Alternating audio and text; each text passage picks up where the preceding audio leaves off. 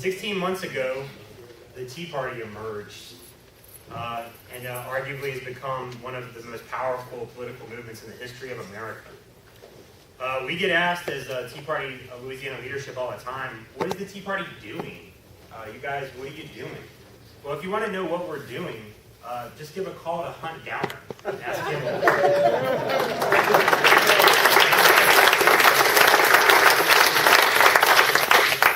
I checked into it last night.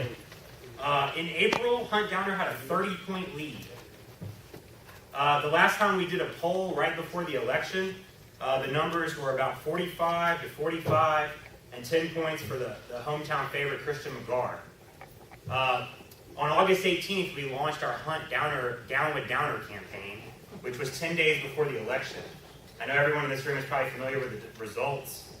He fell from 45% to 36% in 10 days.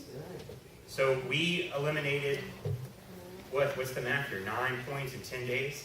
So maybe next time he gets invited to a Tea Party debate, he should show up.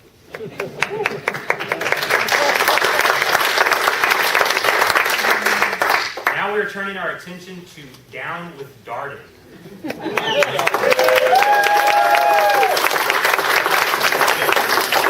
Or should I say Down with Darden?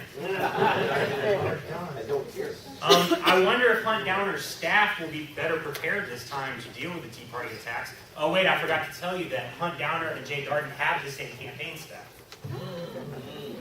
Maybe rhinos flock together. But we didn't come here tonight to be negative about Hunt Downer. We came here to talk positively about one of the greatest patriots that we have here in Louisiana. Everybody gets that. Hi, Jason. Thanks for coming. In 2003, or in the late part of the 1900s, Louisiana was obviously a very blue state. Over the last 20 years or so, we've become a glowing, hot red state. And, pundits from around the country look to Louisiana at saying, if you want to have a conservative revolution or you want to alter the course of the state and make it into a place where conservative ideas are really implemented, look at Louisiana. That was not done magically, and that was not done by politicians. That was done by the careful hands of a florist. When Roger became chairman of the party, there were 3 out of our 7 congressional seats were Republicans. In 2008, we all know that 6 of those 7 seats are Republicans, and if Gal can hold on to his 20-point lead and stop voting for health care, then we'll have 7 out of 7 be Republicans. In our state government, there's 7 state offices. Am I right here? 7? One of those offices was a Republican, and now there's 5 for 7. And we all know that Republican is one way to put it, but under Roger's watch, these people have become more conservative, and Louisiana is becoming more conservative. There's 2 camps within the Republican Party. You probably noticed this from observing national politics. There's the moderate Big Tent Republicans, represented by John McCain, that think if we just get sort of towards the center right and we can pull some of the left votes and we can have a happy America, a little communism doesn't hurt anybody, let's do a little bit of it. It's fine. And we see how far George Bush got us with that plan. And then there's also the conservative branch of the Republican Party that actually listened to Ronald Reagan and actually read Thomas Jefferson. And I think Michelle Bachmann and Jim DeMint are good representatives of that. Louisiana is no different. There's a moderate camp and there's a conservative camp within our Republican Party. The leader of the moderate camp, Mr. Jay Darden, who wants to eventually be the governor and extend this nanny state that we've created here in Louisiana to insane proportions.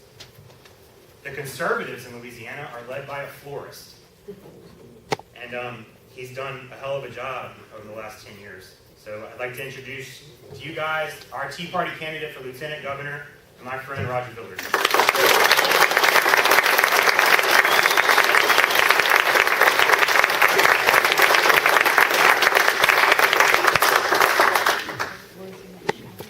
I want to know how come everybody's not watching Obama tonight.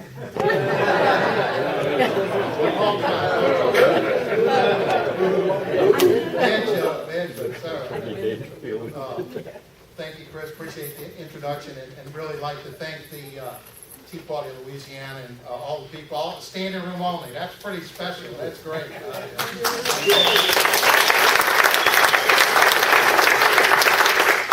Well, I am Roger Villere. I'm from Villere, Louisiana. I was born and raised in Louisiana. My family's been in Louisiana for a long time. I've been married 41 years to my wife, Donna. We have 2 sons and 4 granddaughters, and I'm proud of my kids. And my wife and I have started a small business. It's a retail business. We started it 41 years ago. Actually, opened the business before we had our children. And I'm really proud to say that we've created jobs. We've been in Louisiana, and we understand what it is to run your own business, to grow a business. They have to meet and payroll and pay rent. So I think that's important.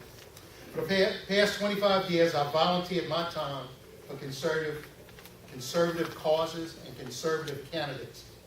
I've been involved in organizations to help reduce the size and scope of government, and I've done that on a consistent basis over the last 25 years. Since 2004, I have served as chairman of the Louisiana Republican Party, and this has been one of the most successful 6 years in the party's history. And I would like to do that and carry on some of that success I've had with the state of Louisiana's lieutenant governor. I want you to know I have never, ever supported a tax increase, or I have never supported bigger and bigger government. 10 years ago, when one of my competitors, Jay Gordon, was out fighting to raise our income taxes with a little scheme they called the Stelly Plan, I was out fighting to stop those income tax raises, trying to stop the misinformation that they were saying that this was not going to be a tax raise, this was a tax shift, and it was not. It was a raise in our taxes. We organized back then 4 tea parties around the state. This is before the tea parties were cool, and we called it Boston Tea Party Louisiana style. We did this all over Louisiana, and we were successful. We actually stopped them from raising the Stelly tax at the time. 2 years later, unfortunately, they came back and passed the Stelly Plan. And it was passed even though we were working against it. But we kept working and fighting and pushing, and in 2008, we were able to repeal the Stelly Plan. It gave relief to a lot of people in Louisiana, gave relief to small businesses, gave relief to individuals in Louisiana. Well, last month, the Advocate, it blamed our current budget shortfall on the repeal of Stelly. This is the most ridiculous thing I've ever heard in my life. You know, when Stelly was proposed in 2000, we saw some of the numbers. In 2000, if you remember, the budget was about $13 billion. $13 billion. Today, our budget is over $26 billion. More than double. Over 26, almost $27 billion today.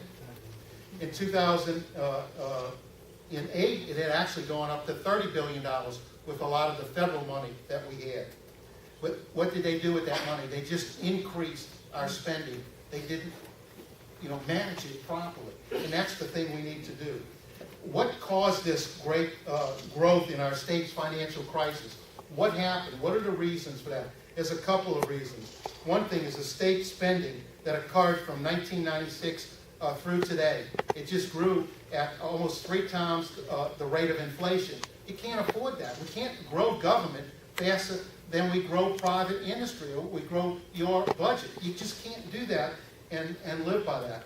Then the next thing is Obama's disastrous economic and energy policies. The policies, the national policies, are affecting all of us, affecting us in the state with all the mandates, national mandates that have come down, and unfunded liabilities.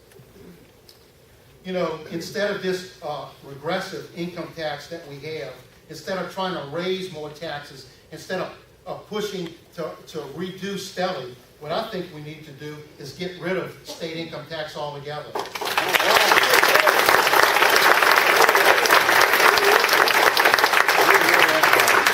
I'm in a retail business, and we have to be very competitive when we go out and seek business, when we seek new customers.